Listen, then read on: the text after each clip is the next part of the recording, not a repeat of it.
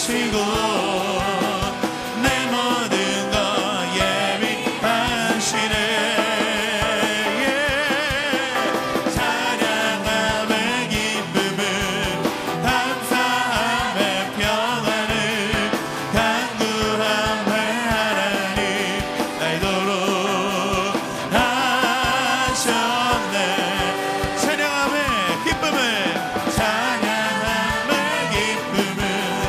감사함의 평안을 간구함의 하나님 알도록 하셨네. 찬양하세 찬양하세 찬양하세 소리 높여 찬양 드리세. 찬양하세 찬양하세 찬양하세 찬양하세 소리 높여 찬양 드리세. 찬양 받기에 합당하신 주님 언제나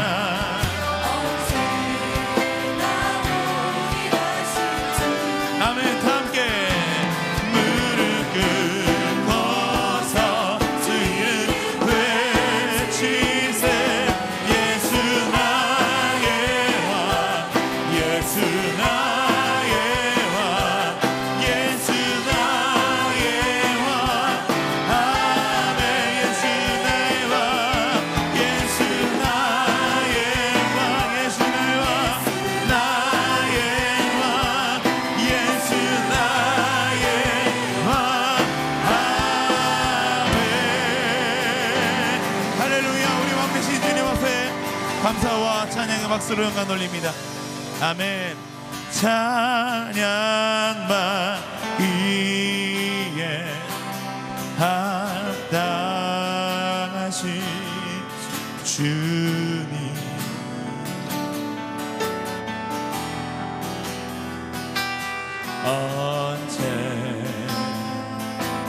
언제나 동일하신 주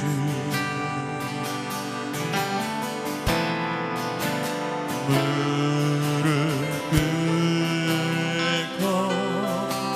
꿇고서 주 이름 외치세. 예수 나의 왕 예수 나의 왕 예수 나의 왕 아멘.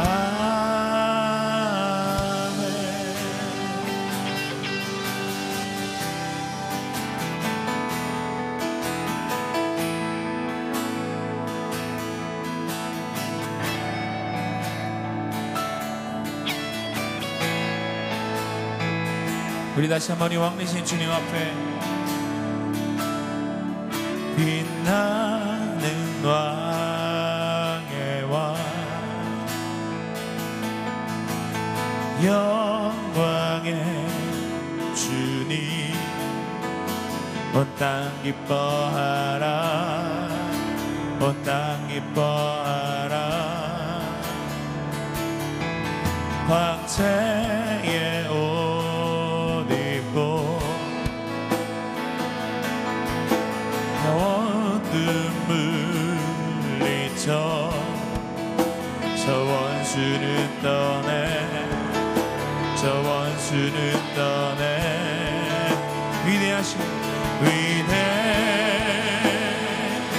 위대하신 주 찬양의 위대하신 주 모두 알게 되리라.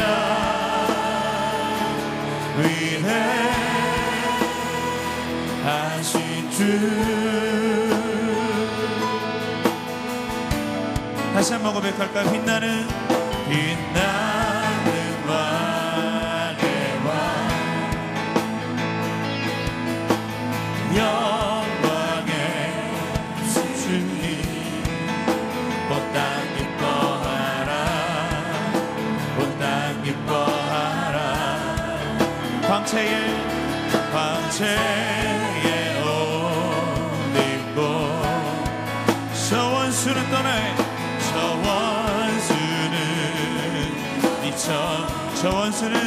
저 원수는 떠내 저 원수는 떠내 함께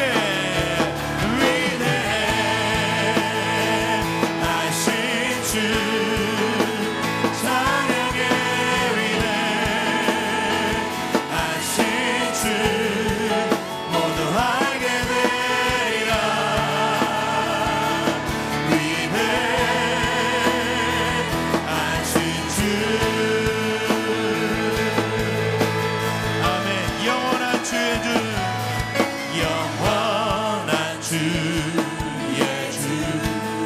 시간의 주관자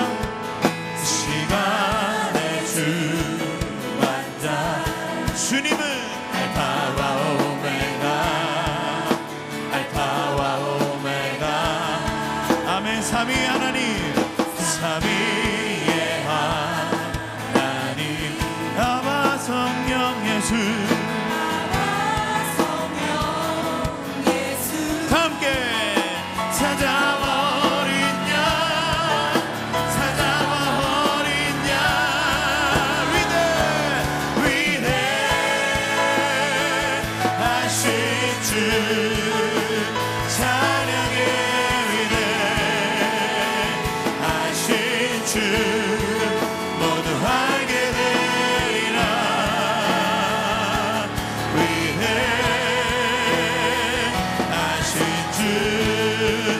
다시 한번 두 손을 높이 들고 위대하신 주 할렐루야 위대하신 주 찬양해 위대하신 주 모두 알게 되리라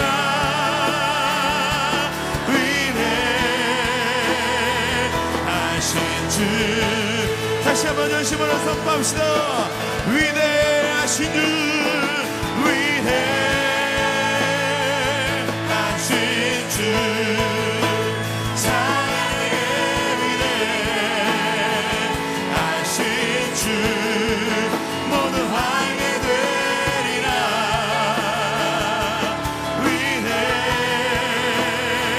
위대하신 주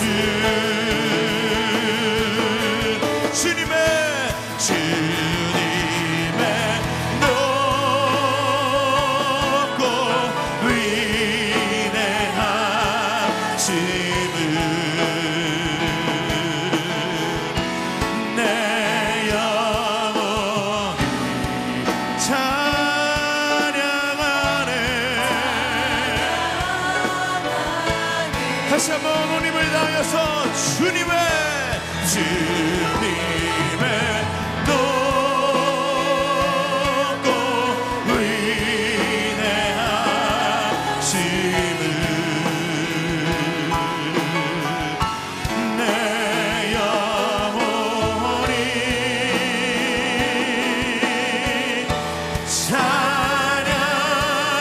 찬양하네 우리 다시 한번 두 손을 높이 들고 주님의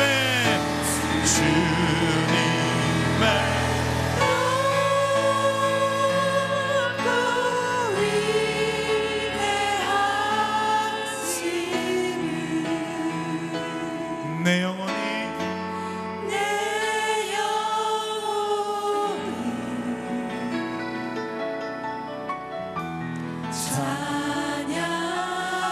찬양하네 주님의 높고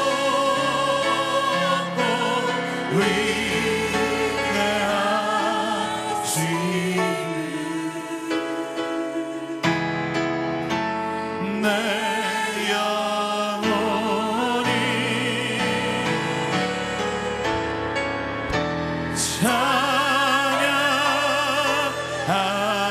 찬양하네 할렐루야 위대하신 하나님 앞에 감사와 영광의 박수를 다시 한번 올려드리겠습니다 아멘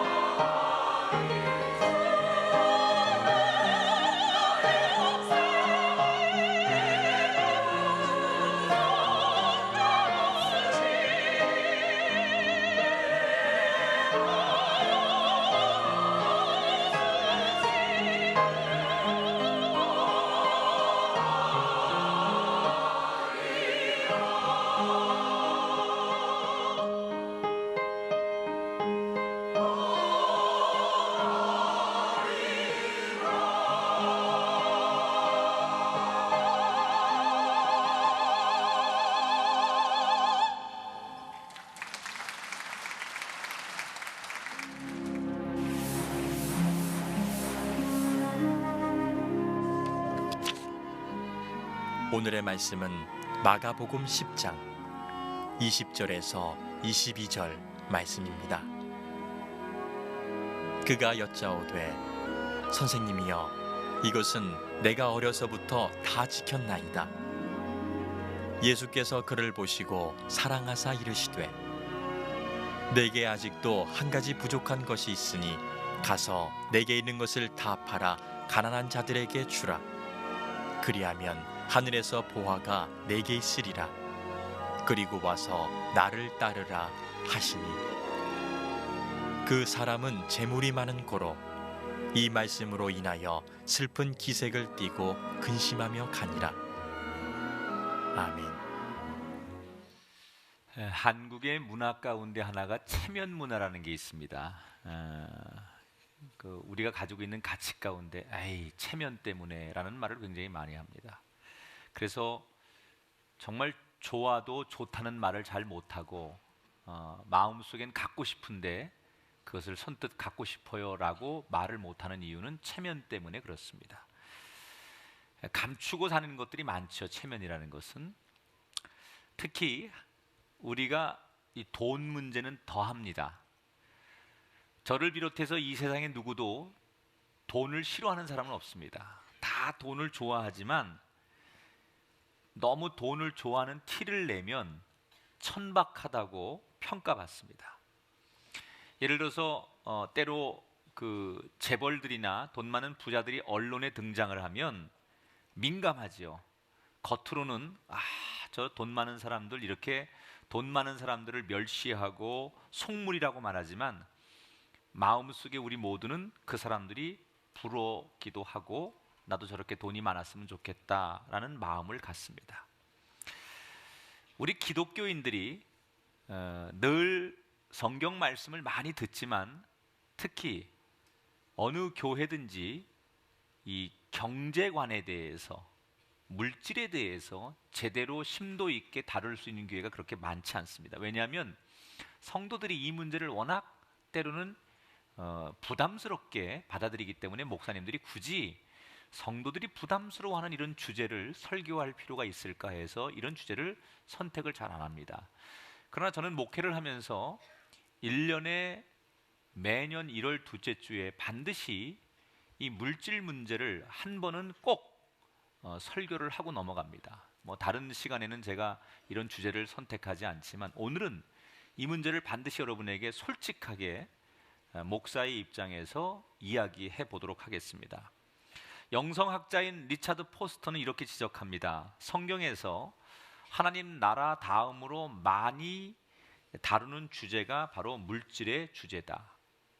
그러니까 이 돈의 문제는 체면 때문에 우리가 대충 넘어가는 문제가 아니라는 겁니다. 꼭 알아야 되고 배워야 되고 실천해야 하는 문제라는 거예요. 제가 미리 전제를 합니다. 오늘 이 설교는 사실 초신자를 위한 설교가 아니기 때문에 혹시라도 이 초신자들이 교회 나갔더니 목사님이 무슨 돈 얘기를 해 이렇게 들리시면 여러분 잘 아시는 거 있죠? 한 귀로 듣고 한 귀로 흘려버리십시오. 그냥 잊어버리셔도 됩니다. 그러나 성경에서 돈에 대해서 뭐라고 말하는지를 정확하게 아시는 분들은 꼭 제 설교를 오늘 관심 있게 들어보시면 도움이 될 거고, 오래되신 직분자들, 중직자들 이런 분들은 제 말씀을 좀 심각하게 들으세요. 오늘 설교를 신중하게 들어주시기를 바랍니다. 자, 오늘 성경에 보면 마가복음 10장의 말씀에 한 젊은 부자가 등장합니다. 젊은데 부자예요. 그리고 이 사람이 굉장히 종교적이고 윤리적이에요. 요즘 말로 말하면 1등 신랑감입니다. 여러분, 우리 시대 지금 젊은이들이 윤리적이기가 굉장히 어렵습니다. 가치관의 붕괴라는 게요, 말도 못합니다. 젊은 사람들이 굉장히 반듯하고 윤리적으로 산다, 이게 굉장히 어려운 거예요. 근데 이 젊은 사람이 굉장히 윤리적이래요. 더군다나 부자이면서 종교적이기가 어렵습니다. 부자들은 이 자기가 갈급한 게 없는 거예요. 돈이 다 해준다고 생각하니까 별로 종교성을 갖지 않아요. 그런데 오늘 성경에 등장하는 이 사람은 젊은데 부자인데 윤리적인 착한 부자에다가 종교성도 굉장히 강해요. 누가 그러더군요. 어디 이런 놈 없습니까? 자, 이 사람이, 이렇게 훌륭한 사람이 어느 날 예수님을 만납니다. 그리고 이렇게 얘기합니다. 예수님, 제가 지금까지 굉장히 윤리적으로 착하게 살았습니다. 나 법 안 어기고요, 저는 경찰서 한번 간 적 없고요, 착하게 윤리적으로 지금까지 열심히 살았습니다. 내가 구원받을 수 있지요? 라고 물었어요. 근데 예수님 뭐라고 대답하시느냐? 여보게나, 착한 게 중요한 게 아니네, 이렇게 대답하셨어요. 그러니까 이 젊은이가 다시, 주님, 제가요 굉장히 종교적으로 살았습니다. 율법에 살인하지 말아라, 간음하지 말아라, 이런 명령들을 저는 한 번도 어기지 않고 어릴 적부터 이런 계명들을 다 지키면서 살았습니다. 어떻게 제가 이렇게 종교적으로 열심히 살았으니까 구원받을 수 있겠습니까? 그랬더니 예수님이 그 얘기를 들으시면서 이보게나, 종교성이 중요한 게 아니네 라고 대답하셨어요. 그러면서 예수님께서 윤리적이고 종교적인 게 중요하지 않아 라고 말씀하시면서 그 다음에 던진 질문이 뭐냐? 돈 문제의 질문을 던지십니다. 자네가 가지고 있는 그 많은 돈을 다 이웃들에게 나누어 주게나, 그리고 나를 따라오게나. 자, 이 부자 청년이 조금 전까지 그 어려운 종교적인 문제, 윤리적인 문제에 있어서는 아무런 문제가 없었어요. 여러분, 우리가 사는 세상에서 우리가 윤리적으로 산다는 게 얼마나 힘든 건지 알잖아요. 우리가 열심히 종교적으로 산다는 게 얼마나 힘든지 알잖아요. 그런데 그런 문제가 나올 때까지만 해도 아무런 문제가 없었는데, 정말로 존경받아 마땅한 착하고 아주 신앙 좋은 청년이었습니다. 그런데 갑자기 예수님께서 그에게 돈의 문제를 얘기하자 그렇게 윤리적이고 그렇게 종교심이 강한 그 사람이 입장이 돌변하기 시작해요. 아무 문제가 없었어요. 윤리적으로 얘기하면, 종교적으로 얘기하면 아무 문제가 없는 이 사람이 갑자기 예수님께서 돈 문제를 꺼내자 이 사람의 태도가 달라졌어요. 오늘 마가복음 10장 22절에 이 사람의 태도를 이렇게 설명하죠. 그 사람은 재물이 많은 고로 이 말씀으로 인하여 슬픈 기색을 띠고 근심하며 돌아갔다. 자, 우리는 이 세상 살면서요, 얼마든지 윤리적일 수 있고 종교적일 수 있습니다. 우리가 법을 지키고 교회에서 하라는 대로 열심히 교회 나오고 얼마든지 그럴 수 있다는 거예요. 그런데 그게 참 믿음이고 참 신앙이냐? 아니라는 거예요. 그럼 참 신앙은 언제 드러나느냐? 예수님이 말씀하신 것처럼 그 사람과 돈을 딱 세워놓고 돈의 문제에서 그 사람의 진짜 신앙이 드러난다는 거예요. 아무리 교회에서 직분이 있고 교회를 오래 다니고 그분이 신학 지식이 있어도 돈의 문제 앞에서 결단하지 못하면, 헌금을 드리지 못하고 있다면, 그것을 이웃을 위해 쓰고 있지 못하다면, 하나님 앞에 드리면서 아직도 갈등한다면 그 사람은 이 부자 청년처럼 그저 좋은 종교인에 불과한 거예요. 우리가 흔히 말하는 참 사람 좋네, 참 착하네, 성실하네, 그 정도에 불과하다는 거죠. 한 침례교회에서 예배 중간에 침례를 주게 되었답니다. 우리는 세례를 주지요. 근데 침례교회에서는 아직도 침례를 줘요. 그래서 큰 이 통에다가 가운을 갈아입게 하고 사람이 통에 들어가서 머리까지 다 이렇게 잠깁니다. 푹 물에 들어갔다 오죠. 이렇게 순서대로 이렇게 침례를 주는데 맨 마지막 순서자가 이름을 불러도 안 나오더래요. 아니, 목사님 몇 번 이름을 불렀는데 저기서 쭈삣쭈삣거리고 안 나오더래요. 그래서 왜 안 나오십니까? 그랬더니 이 사람 대답이, 목사님, 제가 지금 주머니에 지갑이 들어있는데 침례 받으러 들어가면 이 지갑이 젖을까 봐 못 들어가겠습니다. 그랬더니 목사님 뭐라고 대답하시느냐? 형제요, 당신과 함께 그 지갑도 침례 받아야 합니다. 그 지갑까지 침례 받으셔야 합니다.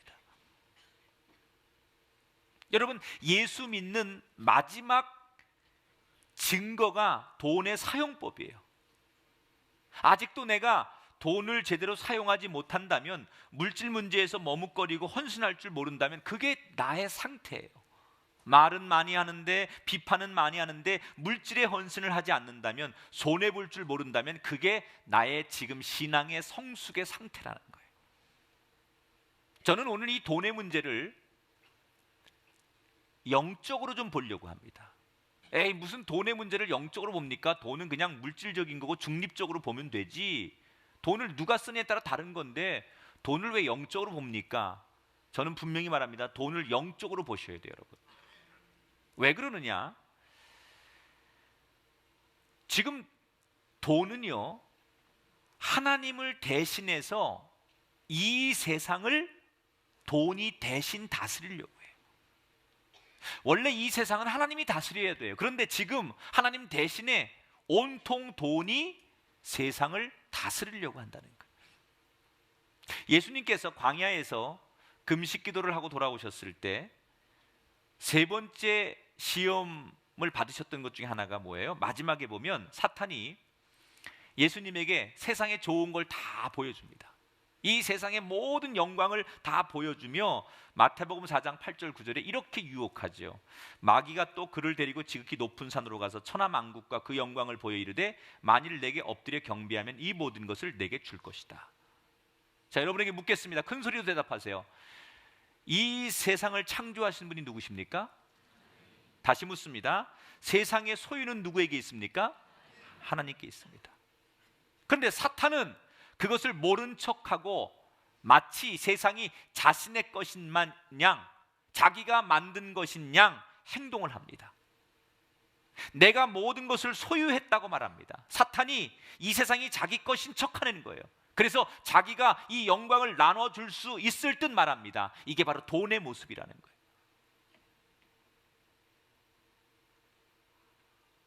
여러분, 돈은 피조물입니다. 이 자연의 창조의 법칙 가운데 하나가 뭐냐? 피조물은 창조자에 의해서 무릎을 꿇는 게 피조물의 역할이에요. 더군다나 이 돈은요, 하나님이 아닌 사람이 만든 피조물이에요.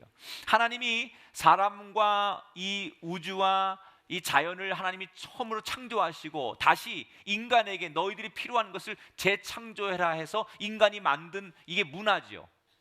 돈은 하나님이 만든 창조물이 아니라 인간에 의해서 만들어진 피조물이에요. 그런데 어떻게 돈이 주인이 되어서 이 세상을 다스리려고 합니까? 분명히 돈은 우리가 시키는 대로 피조물이기 때문에 우리가 만들었으니까 우리가 쓰고 우리가 명령하고 우리가 다스려야 됩니다. 근데 거꾸로 됐습니다. 지금 돈이 우리를 다스립니다. 돈이 하라는 대로 합니다. 오늘도 돈 때문에 주의를 못 지키고요, 오늘도 돈 때문에 자기 부부간의 모든 관계가 갈라지고요, 돈 때문에 양심을 팔고요, 돈 때문에 돈이 시키는 대로 우리는 윤리와 가치를 잃어버리고 있어요. 지금 우리가 살고 있는 이 세상을 덮고 있는 최고의 가치와 기준이 돈입니다. 잘 사는 기준이 뭡니까? 돈입니다. 행복의 기준이 뭡니까? 돈입니다. 그 새로운 김씨네 잘 산대, 연봉이 괜찮은가 봐. 그 김집사네가 안산 가서 잘 산다며, 대기업 들어갔다며. 여러분, 잘 산다는 기준이 뭡니까? 전부 돈입니다. 정확하게 말해볼까요? 정확하게 말하면 부자인 건 맞아요. 그러나 잘 사는 건 아닙니다.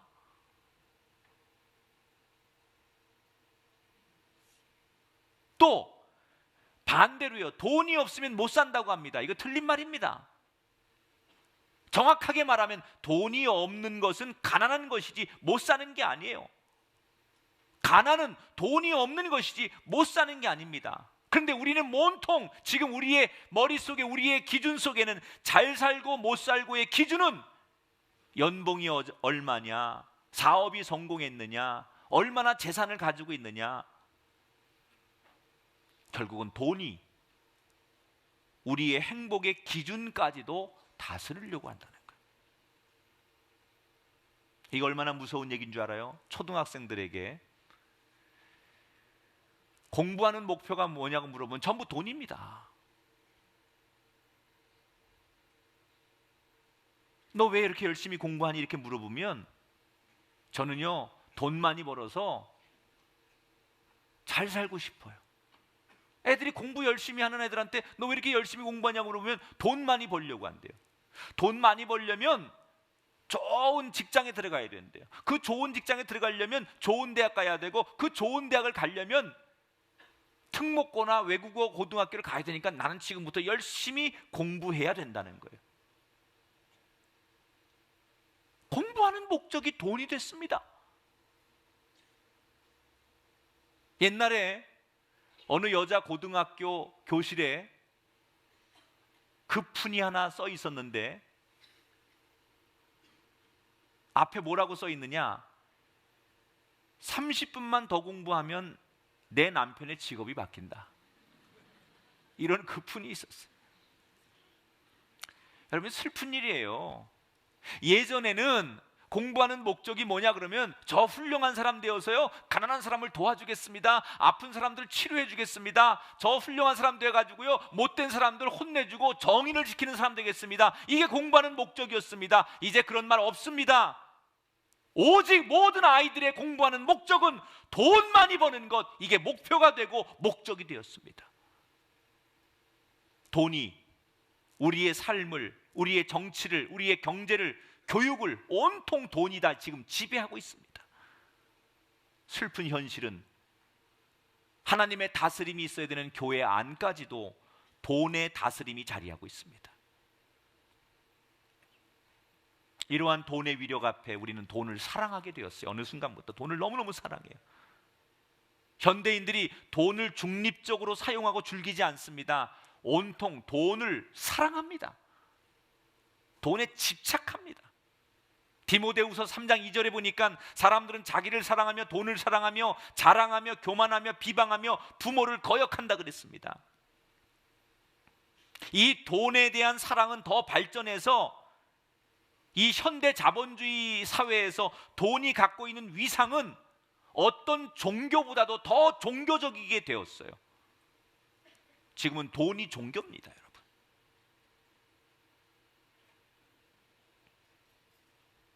모든 종교가 성지가 있습니다. 성지. 자본주의에도 성지가 있는 거 알아요? 이슬람은 메카가 성지고요, 기독교와 유대교는 예루살렘이 성지예요. 자본주의의 성지는 어딜까요? 뉴욕입니다. 뉴욕. 종교가 성지순례하듯이 모든 자본주의 성지순례를 뉴욕으로 갑니다. 뉴욕의 월가 같은 데 가가지고 뉴욕의 유명한 백화점들을 돌면서 와, 돈이 주는 경외감, 우와 대단하다, 우와 부럽다.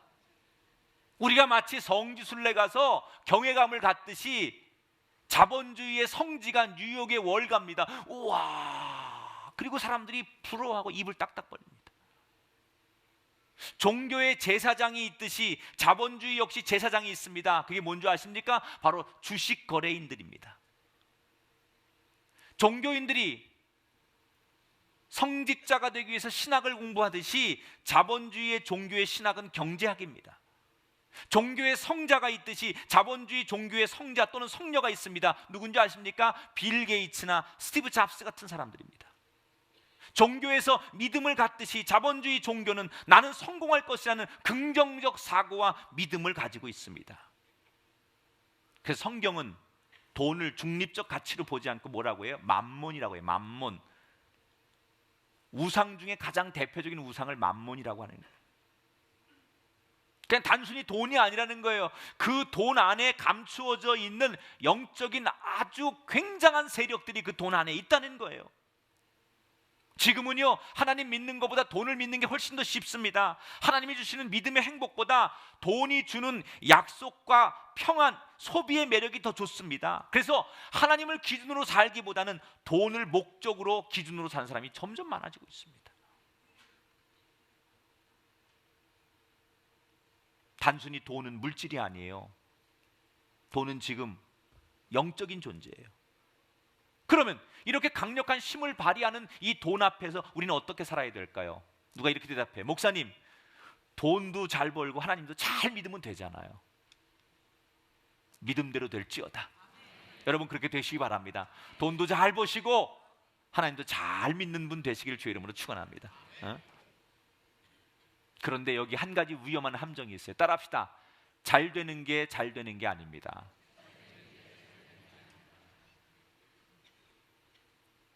물론 제가 이렇게 지금 설교를 하니까 여러분들이 좀 이런 부담이 생기시죠. 그러면 기독교는 물질을, 돈을 악으로 보느냐? 그렇지 않습니다. 기독교가 모든 돈 자체를 악이라고 성경이 말하지 않습니다. 물질은 하나님 주는 축복의 도구 중에 하나예요. 그래서 많은 기독교인들에게 권하는 부자론 가운데 하나가 청부론이라는 게 있습니다. 청부론. 이 청부론은 깨끗한 부자가 되라는 거예요. 돈을 미워하지 말고 기독교인들이 이거 하나님이 주신 것으로 알고 잘 사용하고 잘 누리라는 거예요. 돈을 내가 벌었으니까 내 마음대로 쓰는 사람이 아니라 이게 다 하나님의 것임을 고백하고 돈을 많이 벌고 잘 벌지만 잘 사용하자. 이게 청부론의 핵심이에요. 자, 한번 옆 사람한테 축복하십시다. 깨끗한 부자 되십시오. 그런데 이 청부론에서도 강하게 강조하고 경계하는 것은 돈은 아주 조심해야 될 영적인 세력이라는 거예요. 자, 부자가 되는 게 하나님이 허락하신 것 중에 하나지만 부자가 됐다는 것이 반드시 하나님이 주신 축복이 아니라는 거예요, 여러분. 우리는 무조건 부자로 살면 저 사람 하나님 앞에 복을 받았네 아니라는 거예요, 여러분. 그거 구분하셔야 돼요. 예수님이 사탄의 시험을 받을 때 사탄의 전략을 한번 보세요. 자, 예수님이 광야에서 40일 금식기도 하셨어요. 음식을 거의 이제 아무것도 못 먹은 거죠. 완전히 눈만 뜨면 막 환상이 보이는 거예요. 온통 먹을 거로 보이는 막 그런 현상이 빚어질 만큼 예수님은 지금 본능적으로 먹을 것에 대해서 갈급해 있는 상태예요. 그런데 사탄이 그 금식 기도를 마친 예수님에게 첫 번째 던진 시험이 뭐예요? 이 돌들을 빵이 되게 해서 먹어보아라. 얼마나 사탄이 여러분 영리한지 몰라요. 사탄은 지금 예수님한테 배고프니까 이 돌을 네가 능력이 있으니까 명령하여 떡이 되고 빵이 되게 해서 먹어봐라. 그러면 너는 배불러서 좋고 많은 사람들 앞에서 네가 능력이 있다는 것을 보여주니 좋지 않겠느냐. 아주 똑똑하죠. 여러분, 이게 유혹이에요. 창조는 하나님이 한 거예요. 나무는 나무고 돌은 돌이에요. 그 돌을 갖다가 창조한 하나님의 법칙을 중간에 누가 바꾼다면 하나님을 거역하는 거예요. 만약에 예수님이 능력이 있어서 이 돌을 빵이 되게 하고 떡덩이가 되게 하면 하나님을 거역하는 거니까 하나님과의 관계가 단절되는 걸 의미하는 거예요. 그러니까 예수님은 그걸 못하는 거예요. 능력이 없어서가 아니라. 사탄은 지금 뭘 노리느냐? 여러분, 예수님을 굶겨서 죽게 하지 않아요. 오히려 예수님을 살리는 척을 하는 거예요. 이 돌들로 떡덩이가 되게 하라. 이건 사탄의 전략인데 예수님을 배부르게 합니다. 배고픈데 더 굶겨서 죽이지 않습니다. 오히려 잘 되게 해줍니다. 부유하게 해주고 배부르게 만들어줍니다. 그런데 잘 되는 것 같지만 그게 잘 되는 길이 아니라는 거예요.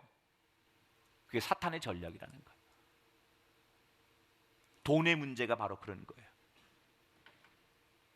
사탄은 우리에게 돈 벌게 하고 잘 되게 하고 부유하게 합니다. 그렇게 해서 결국 서서히 우리의 삶을 정신적으로 영적으로 빈곤하게 만들고 마음이 척박하게 만들고 그래서 하나님과 멀어지게 만들어요. 오히려 우리가 가난할 때는 가족들이 더 하나 되고 서로를 향해서 미안한 마음도 있었고 우리가 더 청렴하게 살려고 했고 아끼고 근면하고 성실하게 살았습니다. 그리고 가난하고 없기 때문에 하나님을 더 부르짖고 하나님을 찾고 하나님 앞에 기도하면서 하나님 아니면 안 된다고 말했습니다. 그런데 어느 날 우리가 부유해지기 시작합니다. 넉넉해지기 시작합니다. 그때부터 우리는 가족들을 멀리하고 내 쾌락과 내 중심으로 내 마음대로 살고 극기하는 하나님을 멀리하면서 살아갑니다. 뭡니까? 많이 생겼는데 부유해졌는데 결국 우리가 잘못됐어요. 이게 사탄의 전략이라는 거예요.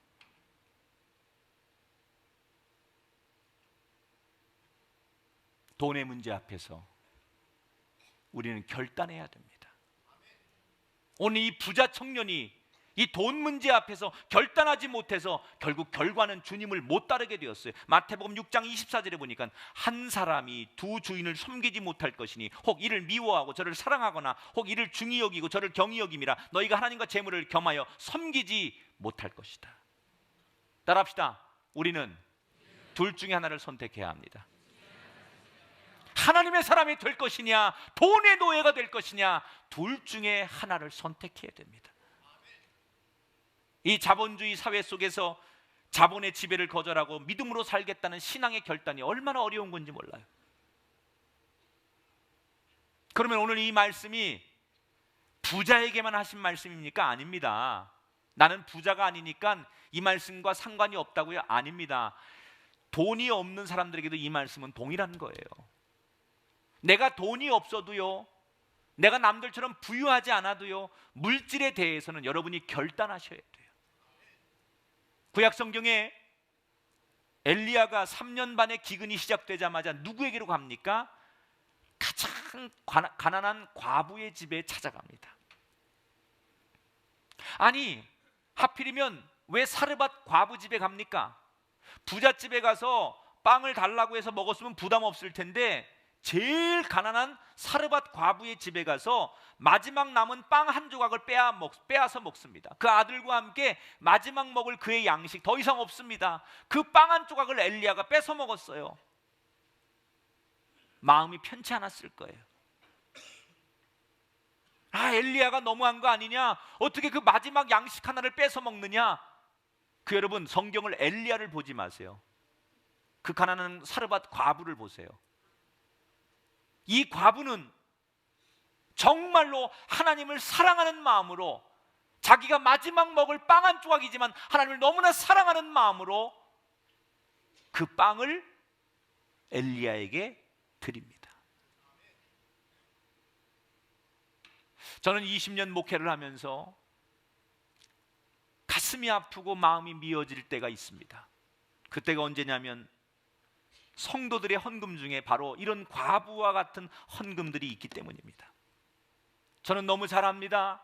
우리 교인들이 직장 다니면서 겨우 받는 월급 저거 가지고 자녀들 교육시키고 저거 가지고 저들이 공과비 내고 저들이 사는 거 뻔히 압니다. 그런데 그 가운데서 그 어렵게 자기가 써야 될 것을 쓰지 않고 모아가지고 그것을 헌금으로 드리는 사람들 보면 가슴이 아픕니다.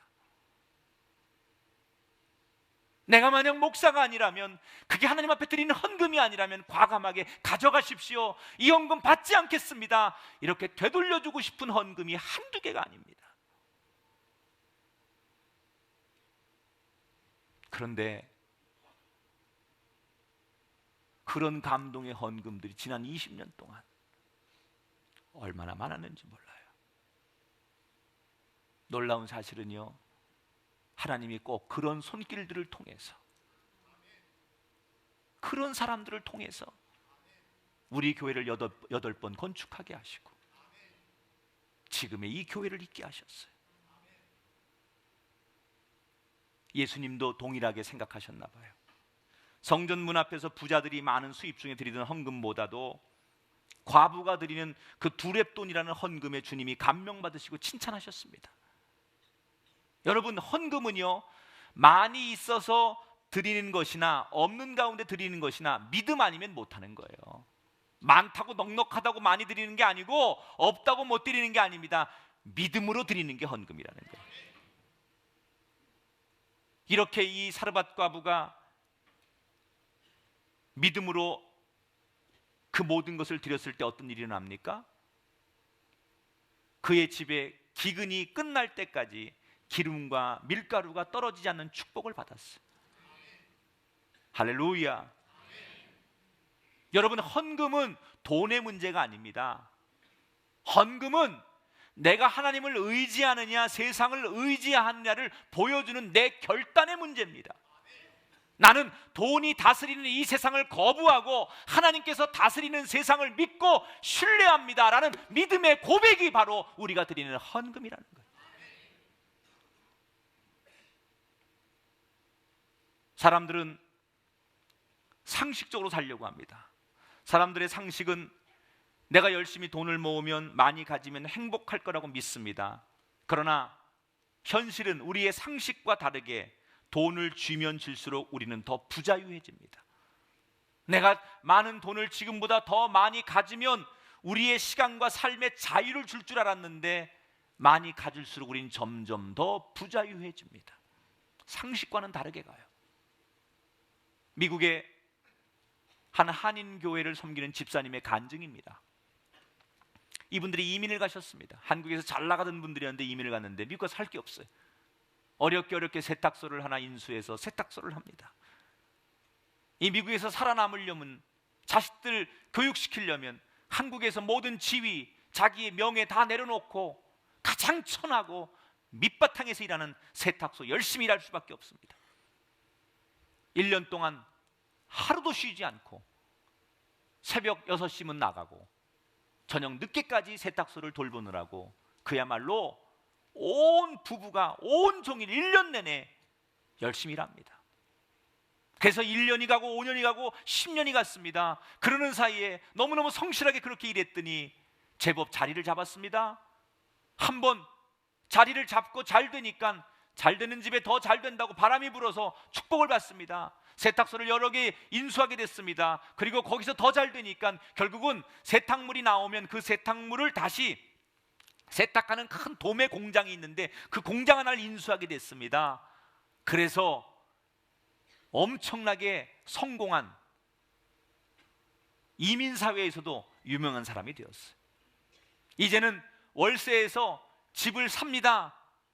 백인들도 살고 싶어하고 부러워하는 오렌지 카운티에다가 큰 집을 하나 샀습니다. 얼마나 큰 집이냐? 2층 집에 수영장이 딸렸습니다. 좀 놀래봐요. 그 큰 집을 관리하려고 하니까 할 수 없이 가정부를 썼습니다. 그런데 문제는 자기들은 밤에만 들어옵니다. 밤낮 없이 일하느라고 집에 잠만 자러 들어옵니다. 그리고 새벽이면 일하러 나갑니다. 그리고 집을 산 지 몇 년 동안 수영을 한 번도 못했대요. 정작 신난 사람은 그 집의 가정부입니다. 이 가정부는 낮에 일을 빨리 해놓고 오후에는 항상 선탠하면서 아후 이러고 즐기는 거예요. 여러분, 우리 삶이 그런 거 아닙니까? 돈이 벌리면 자유하고 즐길 수 있을 줄 알았는데 전혀 그런 날이 다가오지 않습니다. 북극에서 에스키모인들이 늑대를 잡는 전통적인 방법이 하나 있습니다. 이 사람들이 칼 하나를 아주 날카롭게 갈아둡니다. 그리고 그 칼에다가 피를 묻혀서 얼음에 꽂아 놓습니다. 그러면 어디선가 늑대가 이 피냄새를 맡고 몰려와서 그 칼을 핥기 시작합니다. 분명 자연적인 냄새가 아닌 쇠냄새가 나서 이 칼을 가까이 하면 안 되는데 피냄새가 너무 좋아서 계속 핥습니다.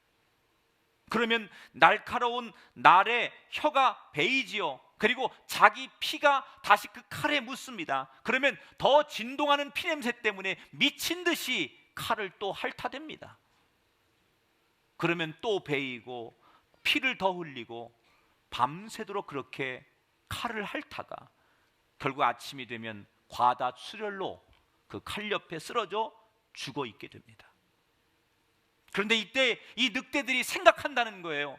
핥으면 안 되는데, 내가 더 이상 이렇게 핥으면 안 되는데, 이러면 안 되는데, 이러면 안 되는데 자기도 안다는 거예요. 그런데 피냄새의 매혹에 끌려서 뻔히 죽는 줄 알면서도 그 생각을 뒤집지 못하고 이러면 안 되는데, 이러면 안 되는데 안 되는 줄 알면서 계속 핥다가 죽는다는 거예요.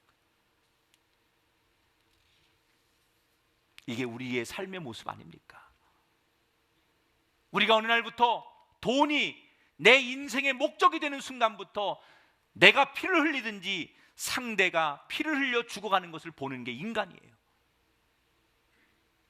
돈이 목적이 되니까 피도 눈물도 없습니다. 돈이 목적이 되니까 형제도 없습니다. 돈이 목적이 되니까 사랑도 없습니다. 돈이 목적이 되니까 부부도 남입니다. 돈이 목적이 되니까 상대가 피눈물을 흘려야 내 것이 된다고 생각합니다. 그래도 마음 한구석에는 이렇게 사는 게 옳지 않으니까, 이렇게 살면 안 되는데, 내가 이런 삶 이제 거절해야 되는데, 그렇게 알면서도 우리는 그 삶을 벗어나지 못합니다. 지금 내가 물고 있는 게 독이라는 것을 알면서도 그 독이 주는 매혹에 빠져서 그 돈의 유혹 때문에 빠져나오지 못하고 계속 허덕이고 있습니다. 신앙이 뭔가요? 여러분, 신앙생활 하시는 거죠? 신앙은 뒤집어진 것을 바로 잡는 게 신앙이에요. 돈이 우리에게 행복을 줄 것이라는 가짜 대신에 하나님이 우리에게 행복을 주실 것이라는 것을 믿고 제대로 원래대로 뒤집는 게 신앙이라는 거예요. 뒤집어진 가치와 질서를 잘못 알고 있는 우리의 상식을, 잘못 알고 있는 우리의 가치관을 다시 뒤집어서 행복을 향한 원래의 질서를 다시 세워주는 것, 이것이 바로 신앙이라는 거예요. 그래서 성경은 우리에게 말합니다. 너희는 먼저 그의 나라와 그의 의를 구하라.